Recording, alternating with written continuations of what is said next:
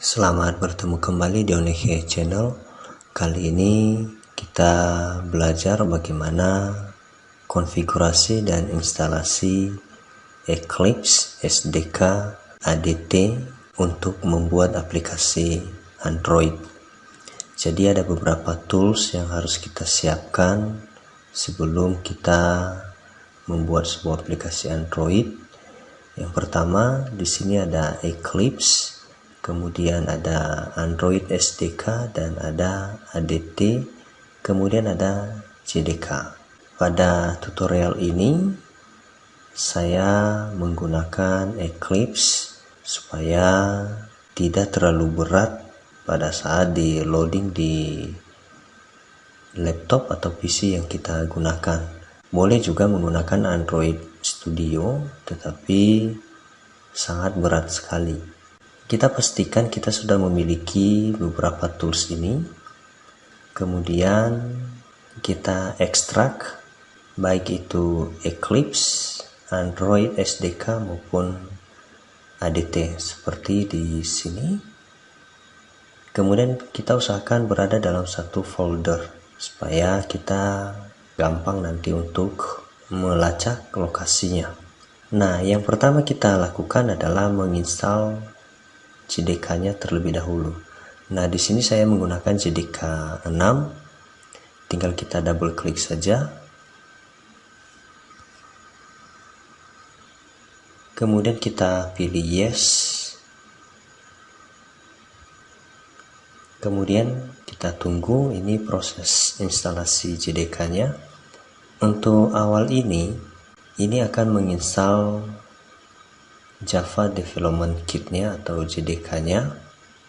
Kemudian nanti akan diteruskan menginstal Java Environment-nya. Nah, ini kita accept dulu. Nah, ini untuk menginstal Java Development Kit-nya. Kita next kan. Kita tunggu beberapa saat proses instalasinya. Ini sedikit lama ya, tergantung dari kecepatan memori laptop kita. Nah, kita lihat sudah berjalan prosesnya. Sekali lagi ini proses untuk instalasi JDK-nya. Kemudian nanti akan dilanjutkan untuk menginstal Java Environment-nya.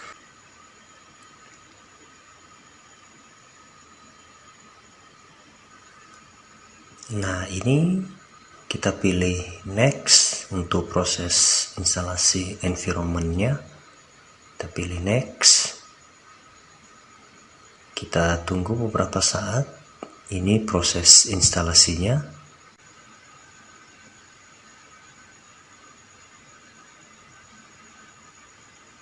Nah, ini proses instalasinya sudah selesai. Kita hilangkan saja checklist show the readme file ini. Kemudian kita pilih finish. Nah, berarti proses instalasi JDK-nya sudah selesai. Sekarang kita lanjutkan untuk konfigurasi ADT dan SDK. Nah, ADT dan SDK itu kita konfigurasi pada Eclipse. Eclipse ini kita gunakan nanti sebagai editor, baik untuk desain maupun untuk membuat coding atau mengetik codingnya.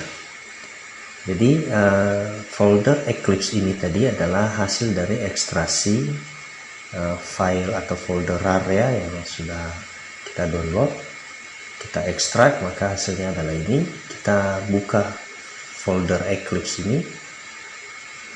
Kemudian supaya nanti Eclipse ini mudah kita akses, maka kita buat shortcut dari aplikasi Eclipse-nya ini. Jadi tinggal kita klik kanan, shortcut-nya ini yang simbol Eclipse-nya ini, kita klik kanan, kemudian kita send to desktop. Nah, ini sudah ada di desktop. Sekarang kita jalankan Eclipse-nya. Jadi Eclipse ini sifatnya portable ya, jadi tidak diinstal. Jadi tinggal kita jalankan saja. Nah, pada saat kita jalankan, maka Eclipse ini akan meminta kita untuk menentukan alamat penyimpanan project-project yang kita buat nantinya, atau workspace-nya kita atur di sini, di mana kita letakkan objek project-project yang akan kita buat nantinya.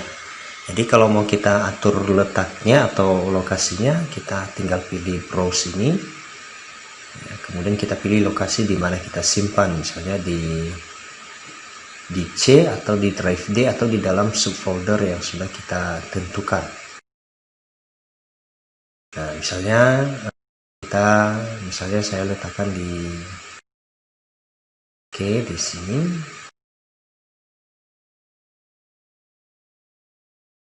Ya, saya buat seperti ini. Alamatnya nanti terserah ya, mau pilih lokasi yang mana. Kemudian kita pilih OK. Berarti nanti seterusnya ketika kita buat project baru, maka dia langsung merujuk lokasi penyimpanannya di alamat yang sudah kita pilih ini. Kita pilih OK. Kita tunggu beberapa saat supaya interface-nya si Eclipse ini ditampilkan atau dibuka. Nah, kalau sudah, maka tampilan Eclipse kita ini pertama sekali seperti ini. Ya, seperti ini. Di sini ada tampilan atau jendela welcome-nya. Nah, untuk mengkonfigurasi file ADT dan SDK-nya, yang pertama kita lakukan adalah mengkonfigurasi ADT-nya dulu, atau Android Development Tools-nya. Jadi kita konfigurasi dulu ini di Eclipse-nya. Nah, tinggal kita klik help ini, menu help, kemudian install new software. Ini kita pilih nih. Nah, setelah tadi kita klik help kemudian install new software, maka akan tampil kotak dialog install ini, install ADT-nya. Jadi yang pertama kita konfigurasi itu ADT-nya terlebih dahulu ya, tapi nanti yang kita gunakan adalah folder hasil ekstrasinya yang ini. Jadi kita pilih di sini add, kemudian kita buat name-nya di sini, kita buat saja contoh misalnya ADT, boleh nanti yang lainnya dibuat ini suka hati. Kemudian karena ini ADT-nya sudah ada, berarti kita melakukan instalasinya itu secara offline ya, secara offline bukan online. Jadi yang kita pilih adalah lokal. Kemudian tinggal kita pilih lokasi folder dari ADT yang sudah kita ekstrak tadi. Jadi kebetulan tadi yang sudah diekstrak itu ada di sini, kalau sama saya di sini ya, di folder ini. Nah, ini kebetulan di sini sudah ada folder ADT-nya. Jadi folder ADT-nya ini yang kita pilih, bukan isinya. Ini folder ADT-nya kita pilih, kemudian kita okekan, sehingga di sini di lokasinya ini dibuat di sini lokasi dari ADT kita tadi. Ya, jadi ADT name-nya, kemudian lokasinya di sini. Jadi yang kita pilih adalah lokal. Kemudian kita pilih tombol OK, sehingga di daftarnya ini akan ada dua di sini, ada developer tools dan ada MDK plugin-nya. Jadi untuk menginstal, kita harus menginstal dua ini, kita pilih select all. Nah, nanti kalau misalnya file ADT-nya ini tidak lengkap atau rusak, maka ini tidak muncul ya, atau dikasih peringatan bahwa filenya tidak lengkap. Nah, kita select all supaya terseleksi semua ini, kemudian kita next kan. Nah, kemudian ini kita pilih next lagi.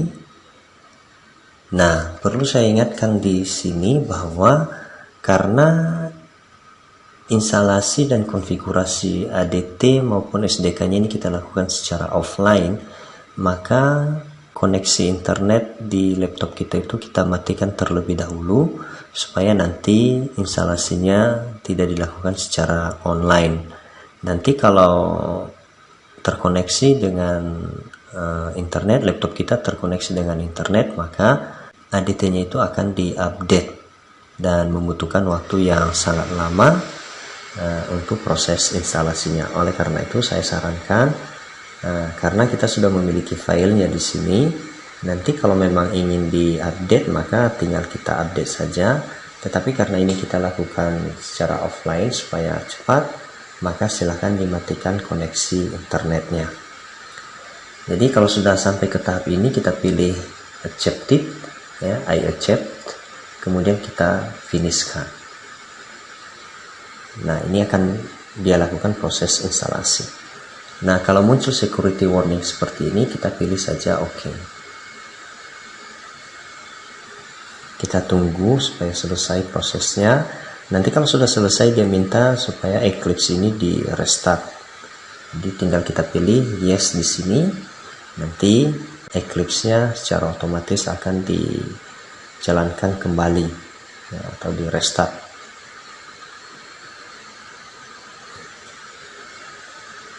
Nah, ini kalau sudah kita atur seperti tadi, sebenarnya kalau sudah kita atur seperti tadi, maka alamatnya nanti di sini tinggal kita okekan saja ini.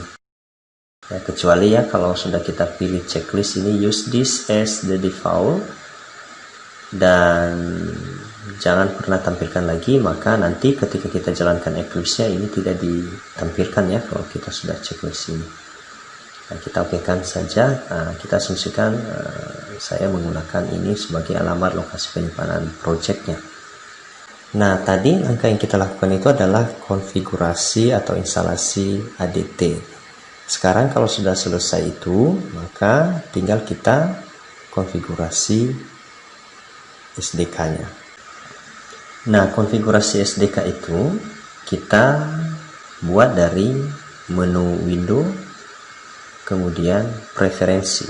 Jadi kita pilih ini preferensi.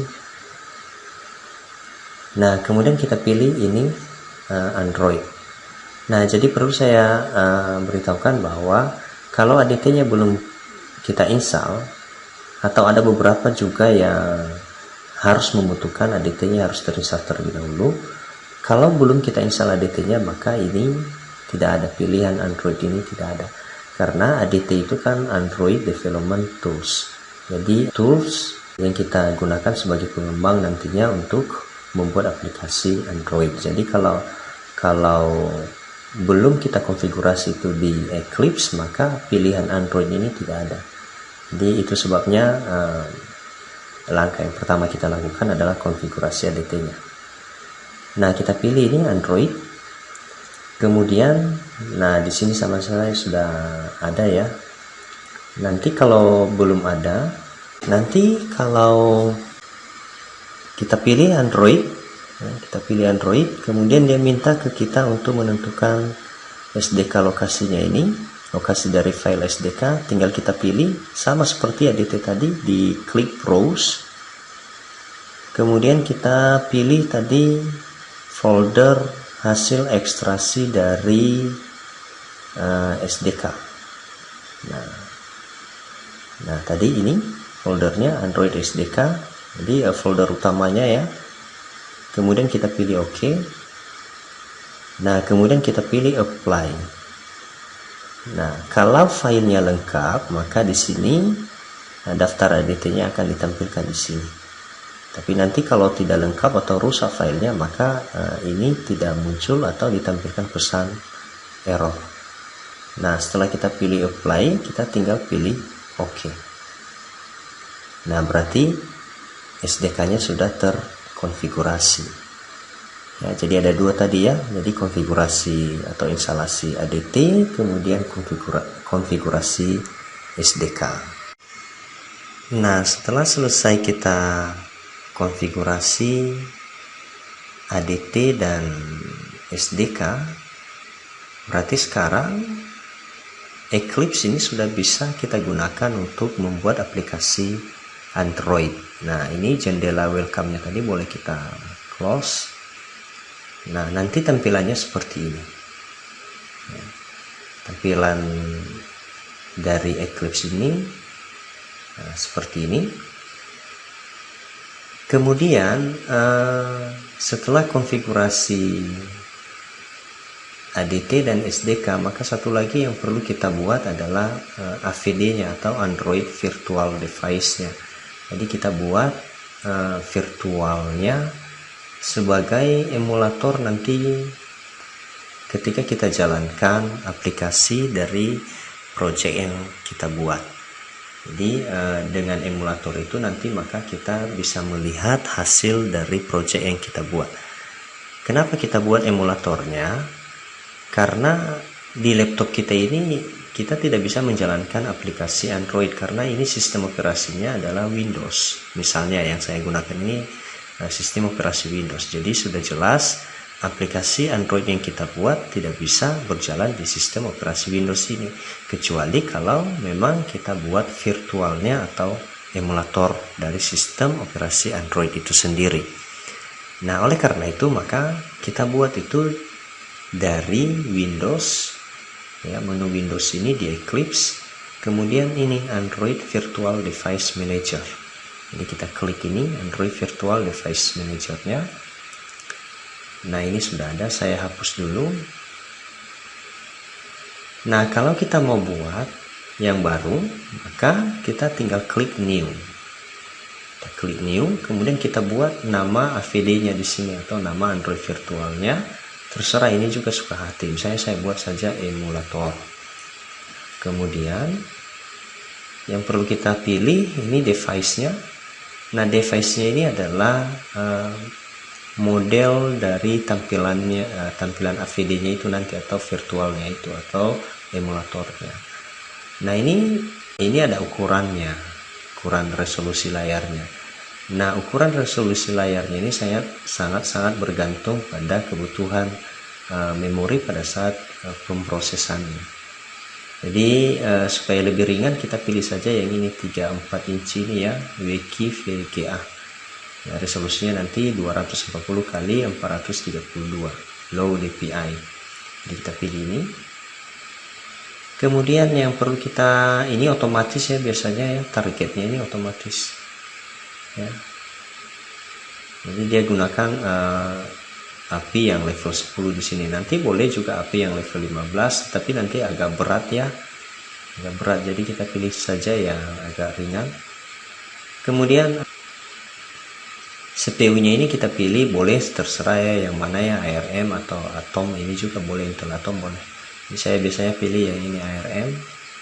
Kemudian memorinya ini kita gunakan saja yang direkomendasikannya ini 512. Nanti kalau misalnya kita tambah, berarti nanti pada saat kita jalankan emulator kita itu ya dia butuhkan memori sesuai dengan yang kita buat di sini. Jadi kalau misalnya memori yang kita buat di sini 1 GB, kebetulan memori di laptop kita 2 GB, berarti habis separuh dari memori yang kita punya itu hanya untuk menjalankan emulatornya. Ya, jadi kita buat saja dulu di sini 512, kemudian kita okekan. Jadi sekali lagi yang perlu kita buat tadi di sini nama AVD-nya, kemudian device-nya, kemudian CPU-nya, kemudian memorinya ini, memori option ini. Kemudian kita okekan. Dan di sini sudah kita lihat, di sini sudah ada mesin virtualnya atau emulatornya nanti. Ini nanti yang akan kita gunakan untuk melihat atau menjalankan project yang sudah kita buat. Nah, kalau misalnya kita jalankan emulatornya ini, kita mau lihat, tinggal kita pilih startnya, kita pilih dulu mesinnya di sini atau emulatornya, kemudian kita pilih tombol start. Kalau nanti mau kita hapus, tinggal kita pilih dari daftar emulatornya ini, kemudian delete. Kalau mau kita edit, berarti tinggal kita pilih edit. Nah, sama seperti tadi. Ya, kalau kita delete nanti tinggal kita pilih delete, kita yes kan. Nah, kalau kita jalankan, kita pilih dulu emulator yang mau kita jalankan, kemudian start. Kemudian di sini kita pilih launch. Nah, ini kita tunggu beberapa saat. Nah, ini yang agak lama ya, agak berat. Sama juga kalau kita menggunakan Android Studio, sangat lama sekali. Apalagi kalau di Android Studio dia membutuhkan minimal 3 atau 4 giga ya memori harus kita punya supaya bisa berjalan dengan normal. Kalau tadi sudah kita jalankan, ini boleh kita close ya, yang ini kita tunggu saja supaya emulatornya dijalankan. karena memang ini agak butuh waktu yang agak lama ya untuk menjalankan emulator. Nah, ini sudah mulai dijalankan, kita tunggu beberapa saat sampai tampilan emulatornya selesai dibaca. Nah, kita lihat ya, emulatornya sudah dijalankan. Nah, seperti ini. Nah, ini emulatornya ini atau virtualnya ini hampir sama dengan smartphone kita ya, atau handphone kita. Jadi nanti di home-nya ini, nah nanti di bagian home-nya ini ya ada beberapa aplikasi di dalamnya, termasuk nanti aplikasi yang kita buat nanti akan ditampilkan di sini, persis seperti handphone kita. Nah, kalau sudah nanti kita jalankan emulatornya, selama kita sedang membuat project atau membuat aplikasi, mengkodingkannya, nah ini jangan kita close supaya ketika kita loading lagi tidak lama ya. Jadi kita biarkan saja terbuka. Jadi ketika nanti kita run project kita, maka langsung ditampilkan di emulatornya ini ya. Seperti itu ya cara untuk mengkonfigurasi Eclipse dengan SDK dan ADT-nya, termasuk untuk membuat virtual atau emulatornya. Semoga dapat dimanfaatkan. Terima kasih, sampai jumpa pada tutorial berikutnya.